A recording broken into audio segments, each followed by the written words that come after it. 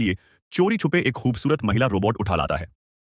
उसने उस रोबोट के चेहरे पर नकली स्माइली चेहरा और मेकअप लगाया। लेकिन जैसे ही वह चालू हुई तो पता चला कि वह असल में खतरनाक मिलिट्री रोबोट है। डर के मारे उसकी जान सूख गई। लेकिन रोबोट ने कहा कि चूंकि उसे उसी ने असेंबल किया है, इसलिए वह सिर्फ उसी की मानेगी और किसी को इसका राज भी नहीं बताएगी। धीरे धीरे वह रोबोट खुद को और भी आकर्षक बना लेती है। मोटा आदमी लालच में आकर उसे अपनी वाइफ बताकर स्कूल रियूनियन पार्टी में ले जाता है। वहां हमेशा की तरह उसके पुराने क्लासमेट्स उसे मोटा और बदसूरत कहकर चिढ़ाने लगते हैं और मजाक उड़ाते हैं कि वह कभी शादी नहीं कर सकता।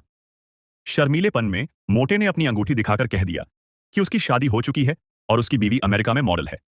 किसी को विश्वास नहीं हुआ, लेकिन जब वह महिला रोबोट यानी ताशुशा सबके सामने आई तो सारे लड़के उसकी खूबसूरती देखकर दंग रह गए।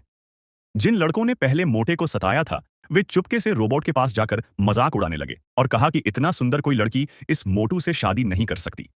लेकिन ताशुशा ने पलटकर सबको डांट दिया और बोली, तुम सब बस इंटरनेट पर कल्पनाएं कर सकते हो।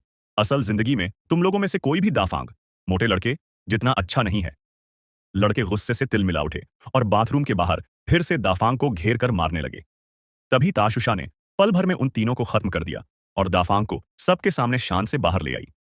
धीरे धीरे दाफांग इस नाटक में इतना खो गया कि उसे सचमुच लगने लगा वह उसकी पत्नी है। लेकिन तभी पुलिस को शक हुआ, क्योंकि उस रोबोट के पास कोई पहचान पत्र नहीं था। दाफांग समझ गया कि मामला बड़ा भारी है और उसने ठाना कि रोबोट को वापस लैब पहुंचा देगा।